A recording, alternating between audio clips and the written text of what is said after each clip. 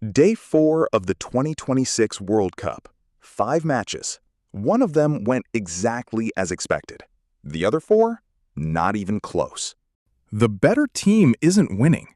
Ecuador dominated Ivory Coast and lost. Netherlands led Japan twice in the second half and couldn't hold on. Start with Philadelphia. Ivory Coast versus Ecuador.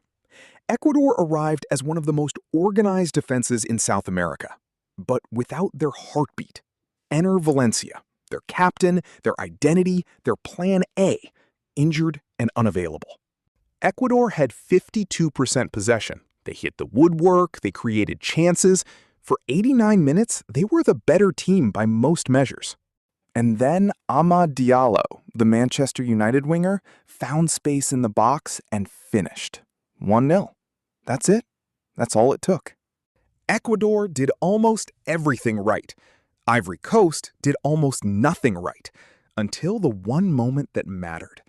That's not luck. That's clinical. And it's exactly the kind of ruthlessness that wins World Cups. Before we get to the main event, a quick word on Germany. 7 goals against Curaçao. Dominant, ruthless, exactly what you'd expect from a team of Germany's caliber against a debut nation. Curaçao scored their first ever World Cup goal, and the MetLife Stadium gave them a standing ovation. But Germany were simply on another level. Group E is already shaping up as a 2-horse race between Germany and Ivory Coast. Now, the match of the tournament. Netherlands versus Japan. Arlington, Texas, and a second half that had everything.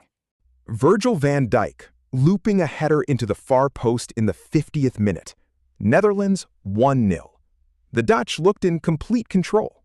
7 minutes later, Nakamura, Japan level, 1-1. The pattern begins.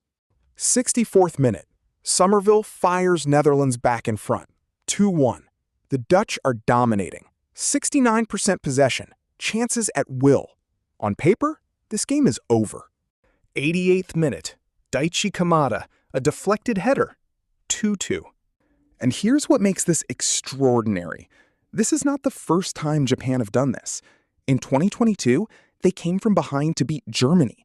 They came from behind to beat Spain. The blueprint is always the same.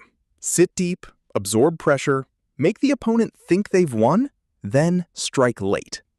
Koeman had 4 years to study that blueprint. His team led twice, and Japan still found a way. A system so effective that even knowing it's coming doesn't stop it. That is the most dangerous kind of football at a World Cup, and Japan have weaponized it completely. The tactical numbers tell the story. Japan had 31% possession. 31%, and they got a point from a team ranked 7th in the world. Netherlands dominated every single metric that supposedly matters and walked away with 1 point instead of 3. This is now a pattern, not a coincidence. Qatar held Switzerland. Morocco held Brazil. Australia beat Turkey with 28% possession. Ecuador dominated Ivory Coast and lost. Netherlands led Japan twice and couldn't hold on. And then Sweden beat Tunisia 5-1. The one time today a superior team actually performed like a superior team. 5 goals, clinical from start to finish, which makes everything else look even stranger by comparison. Because if Sweden can do it, why couldn't Netherlands? Why couldn't Ecuador? Possession doesn't win games. Shots don't win games. Domination on paper doesn't win games. What wins is the moment, the late header, the one clinical touch. The system that absorbs for 89 minutes and punishes in the 90th. The question for the rest of this tournament? Which teams have that? Because the ones that do are going to go very deep, and they probably won't look like favorites while they're doing it.